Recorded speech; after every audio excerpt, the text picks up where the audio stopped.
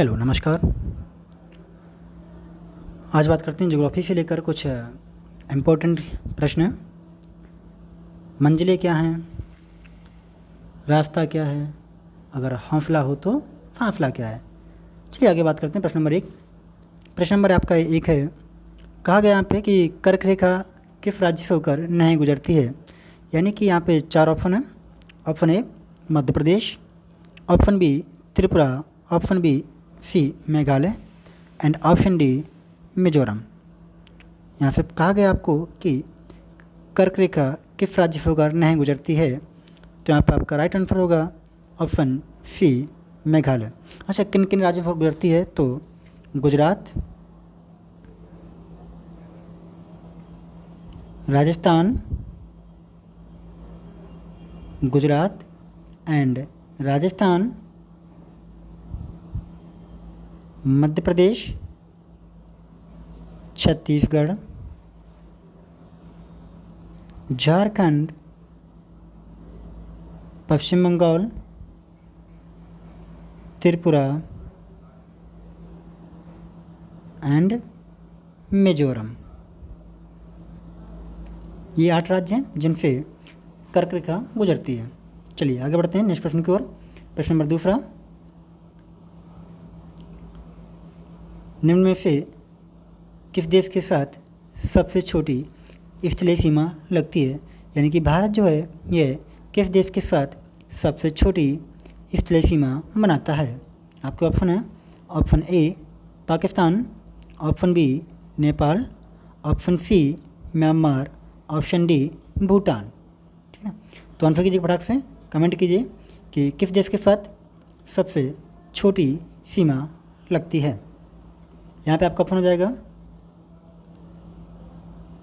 Option D Bhutan. ठीक है बेटा, यानी कि भूटान के साथ सबसे छोटी सीमा लगती है। अच्छा, पाकिस्तान जो है, पाकिस्तान के साथ भारत लगभग 3,323 किलोमीटर की सीमा साझा करता है। वहीं नेपाल से 1,751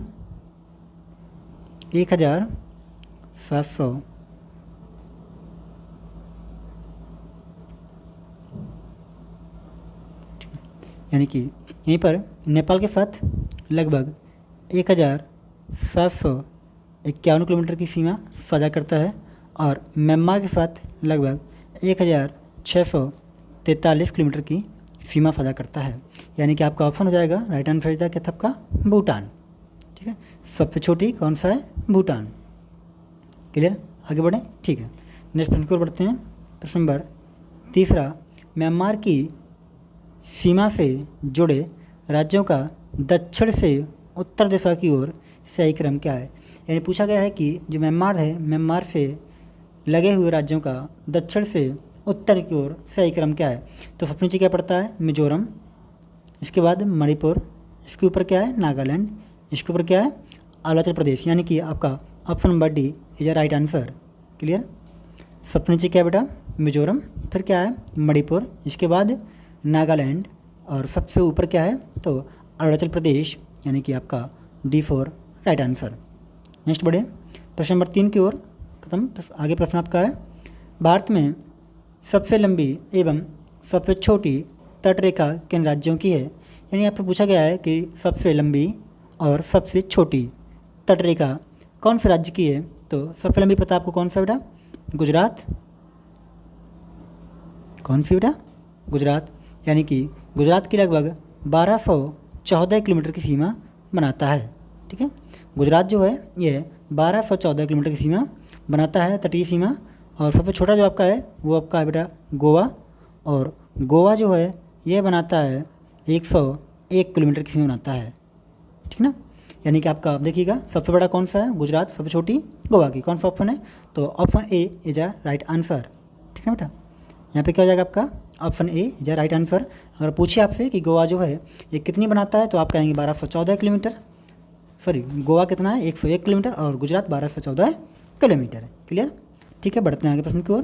प्रश्न नंबर आपका 5वां है, भारत व चीन के मध्य की अंतर्राष्ट्रीय सीमा है। यानी कि भारत व चीन के मध्य कौन सी अंतर्राष्ट्रीय सीमा बनाता है।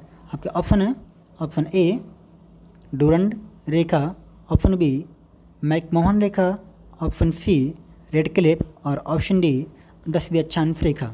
चलिए फटाक से कमेंट कीजिएगा कि भारत व चीन के साथ कौन सी सीमा रेखा है। तो आप कहेंगे भैया आपका ऑप्शन हो जाएगा ऑप्शन नंबर बी मैकमोहन रेखा। ठीक है ना बेटा, क्लियर रहेगा। मैकमोहन रेखा भारत व चीन के साथ सीमा बनाती है। यहीं डूरंड आपका जो है ये भारत व अफगानिस्तान किसके साथ बेटा, भारत व अफगान के साथ। यहीं रेड क्लिफ भारत व पाकिस्तान के साथ सीमा बनाता है, भारत व पाकिस्तान के साथ सीमा बनाती है। ठीक है ना, क्लियर। चलिए आगे बढ़ें, प्रश्न नंबर नेक्स्ट प्रश्न की ओर बढ़ते हैं। प्रश्न नंबर 6 आपका हो जाएगा। प्रश्न नंबर 6 आपका है कि बांग्लादेश में प्रवेश के उपरांत गंगा कहलाती है। यानी कि बांग्लादेश में जब गंगा नदी प्रवेश करती है तो इसका नाम क्या पड़ता है। आपके ऑप्शन है ऑप्शन ए मेघना, option B Padma, option C Hooghly and option D Lohit.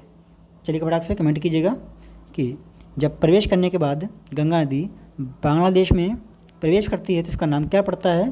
तो आप कहेंगे भैया पद्मा, क्या पड़ता है, पद्मा नाम पड़ता है। क्लियर, क्लियर रहेगा। आगे बढ़ें, ठीक है आगे बढ़ते हैं। अच्छा बात करते हैं गंगा नदी के बारे में। तो गंगा नदी जो आपकी है, गंगा नदी का उद्गम स्थान, ठीक है ना बेटा, क्या चीज़, उद्गम। तो उद्गम इसका कहाँ से हुआ, अगर बात की जाए उद्गम की, तो इसका उद्गम है गंगोत्री ग्लेशियर। कहाँ से है, गंगोत्री ग्लेशियर। ठीक है ना, कहाँ पड़ता है बेटा, यूके यानी कि उत्तराखंड। कहाँ पड़ता है, उत्तराखंड। अगर इसकी बात की जाए तो इसकी कुल लंबाई कितनी है, गंगा नदी की कुल लंबाई कितनी है, तो क्या हो जाएगा, कुल लंबाई इसकी है 2525 किलोमीटर। ठीक है ना बेटा, यानी 2525 किलोमीटर। क्लियर रहेगा। अगर यही बात की जाए आगे कि गंगा नदी जो है, गंगा नदी मैदानी भाग में कहाँ से प्रवेश करती है, मैदानी भाग में, ठीक है ना, तो हरिद्वार से। कहाँ से बेटा करती है, हरिद्वार से ये मैदानी भाग में प्रवेश करती है। क्लियर रहेगा। अगर यही बात की है कि गंगा नदी उत्तर प्रदेश में कहाँ से प्रवेश करती है बेटा, तो उत्तर प्रदेश में बिजनौर से प्रवेश करती है। किस जिले से करती है, बिजनौर से प्रवेश करती है। और यहीं अगर बात की जाए उत्तर प्रदेश में निकास कहाँ से करती है बेटा, यूपी में अगर बात की जाए निकास की, तो आपका निकास हो जाएगा बेटा बलिया। निकास क्या है बेटा, बलिया। यानी कि निकास की बात की जाए तो निकास कहाँ से करती है बेटा, बलिया से। ठीक ना, क्या हो जाएगा क्लियर आंसर, बलिया। यानी कि उत्तर प्रदेश में बलिया से निकास करती है। क्लियर रहेगा। चलिएगा आगे बढ़े, ठीक है आगे बढ़ जाते हैं। प्रश्न नंबर 7वां आपका है राष्ट्रीय डेयरी अनुसंधान संस्थान कहाँ स्थित है। यानी कि राष्ट्रीय डेयरी अनुसंधान संस्थान कहाँ पर स्थित है। ऑप्शन आपके हैं option A Hisar, option B Varanasi, option D Anand, option D Karnal. चलिएगा फटाक से कमेंट कीजिएगा कि राष्ट्रीय डेयरी अनुसंधान कहाँ पर स्थित है। तो आपके ऑप्शन हैं सामने, option A Hisar, option B Varanasi, option D Anand and option D Karnal. चलिए फटाक से कमेंट कीजिएगा। तो क्या हो जाएगा यहाँ पे बेटा, आपका सही आपका उत्तर है करनाल, यानी Karnal is the right answer. Karnal कहाँ पड़ता है बेटा आपका, हरियाणा। कहाँ पड़ेगा, हरियाणा में। ओके। अच्छा बात की जाए अगर हिसार की, तो हिसार में क्या बेटा आपका भैंस अनुसंधान केंद्र। क्या है बेटा आपका भैंस अनुसंधान केंद्र। कहाँ पे बेटा आपका, हिसार। क्लियर रहेगा। चलिए आगे बढ़ें, ठीक है नेक्स्ट प्रश्न को बढ़ते हैं। प्रश्न नंबर 8वां आपका है कि भारत में पुस्तक में किस पुस्तक में संकटग्रस्त प्रजातियों रखा जाता है। यानी कि ऐसी कौन सी पुस्तक है जिसमें संकटग्रस्त प्रजातियों को रखा जाता है। आपके ऑप्शन है white data book, option B yellow data book, option C red data book और option D black data book. चलिएगा फटाक से कमेंट कीजिएगा कि किस पुस्तक में संकटग्रस्त प्रजातियों को रखा जाता है। तो इसका सही उत्तर क्या होगा, जल्दी से कमेंट कीजिएगा। सही उत्तर होगा आपका बेटा option number C red data book. चलिएगा क्लियर, आगे बढ़ें, ठीक है नेक्स्ट बढ़ते हैं प्रश्न नंबर 9 की ओर। प्रश्न नंबर 9 आपका है river for life. River for life का संबंध किससे है। यानी कि प्रश्न नंबर 9 आपका है कि रिवर फॉर लाइफ का संबंध किससे है। तो आपके ऑप्शन हैं ऑप्शन ए कछुआ संरक्षण से, ऑप्शन बी थामिन संरक्षण, ऑप्शन सी डॉल्फिन संरक्षण से एंड ऑप्शन डी हंगुल संरक्षण। चलिए बेटा आपसे कमेंट कीजिएगा कि रिवर फॉर लाइफ का संबंध किससे है। तो सही उत्तर होगा बेटा आपका इसका ऑप्शन नंबर सी डॉल्फिन संरक्षण। क्लियर, यानी क्या हो जाएगा, डॉल्फिन संरक्षण से इसका संबंध है रिवर फॉर लाइफ। आगे बढ़े, ठीक है। प्रश्न नंबर 10, भारत में सर्वाधिक लोहा उत्पादन करने वाला राज्य कौन सा है। यानी भारत में सर्वाधिक लोहे का उत्पादन कौन सा राज्य करता है। चलिएगा फटाक से कमेंट कीजिएगा जल्दी से कि किस राज्य में सर्वाधिक लोहे का, जल्दी से कमेंट कीजिए। तो आपका ऑप्शन है option A Paschim Bangal, Orissa, Chhattisgarh and Karnataka. चलिएगा यहाँ पे हो जाएगा आपका राइट आंसर कर्नाटक। यानी कौन सा राज्य है, तो सर्वाधिक कहाँ होता है बेटा, कर्नाटक में। इसके बाद कहाँ होता है, उड़ीसा में। यानी कि नंबर 1 कर्नाटक एंड नंबर 2 किसका बेटा, उड़ीसा का। ठीक है ना बेटा, नंबर 1 क्या आपका कर्नाटक, नंबर 2 उड़ीसा। क्लियर, आगे बढ़े, ठीक है। प्रश्न नंबर 11 की ओर बढ़ते हैं। प्रश्न नंबर आपका 11 कहता है कि भारत में यूरेनियम के सर्वाधिक भंडार स्थित हैं। कि भारत में सर्वाधिक यूरेनियम कहाँ पर पाया जाता है। आपके ऑप्शन हैं option A Jaduguda Jharkhand, option B Calicut Kerala, option C Kalpakkam Tamil Nadu, option D Nilgiri Karnataka.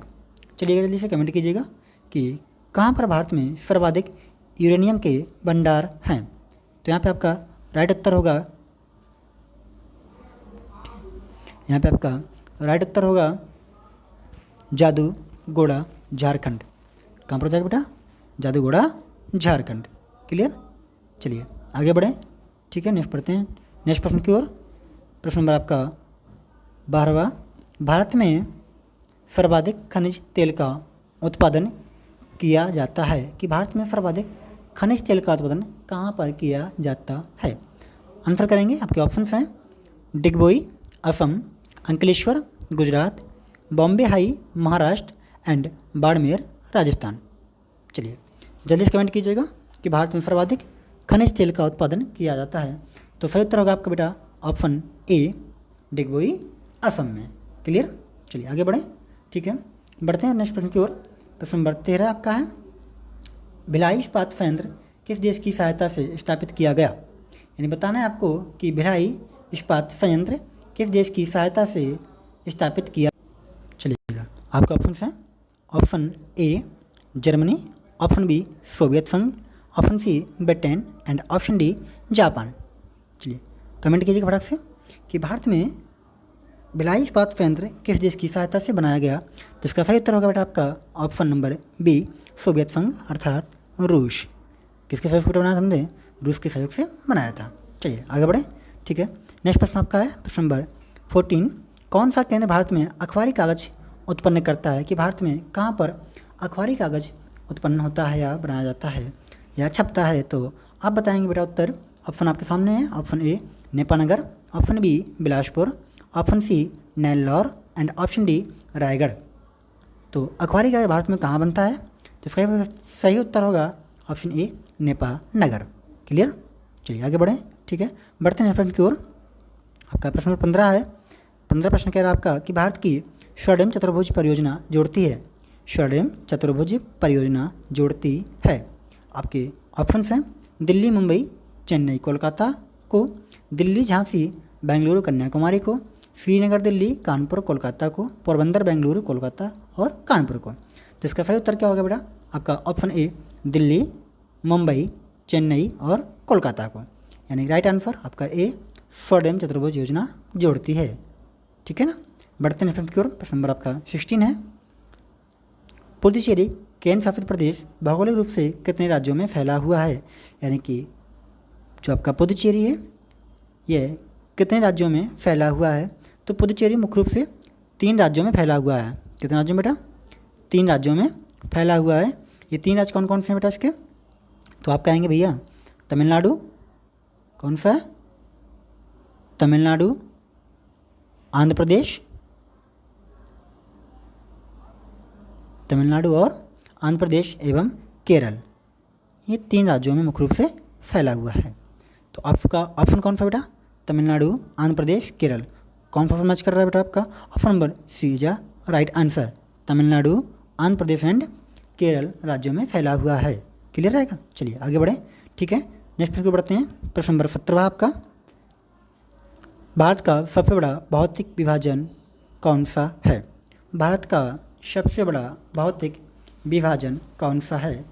Option A Himalaya पर्वतीय प्रदेश, ऑप्शन बी आपका ऑप्शन ए था हिमालय पर्वतीय प्रदेश, ऑप्शन बी प्रायद्वीपीय भारत एंड ऑप्शन सी तटीय प्रदेश एंड ऑप्शन डी गंगा मैदानी प्रदेश। चलिएगा जल्दी कमेंट कीजिएगा कि भारत का सबसे बड़ा भौतिक विभाजन कौन सा है। तो यहाँ पे आपको हो जाएगा राइट आंसर ऑफ बी यानी कि प्रायद्वीपीय भारत।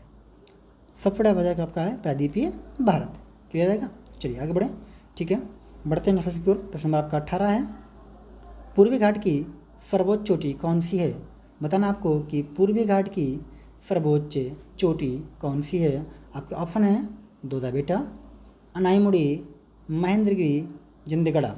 चलिएगा जल्दी कीजिएगा। तो पूर्वी घाट की सर्वोच्च चोटी है आपकी बेटा Anamudi is right answer. Clear. ठीक है, आगे बढ़ें।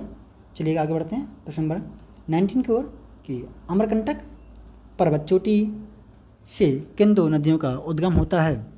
अमरकंटक पर्वत चोटी से किन दो नदियों का उद्गम होता है? बताना आपको जल्दी से कमेंट में।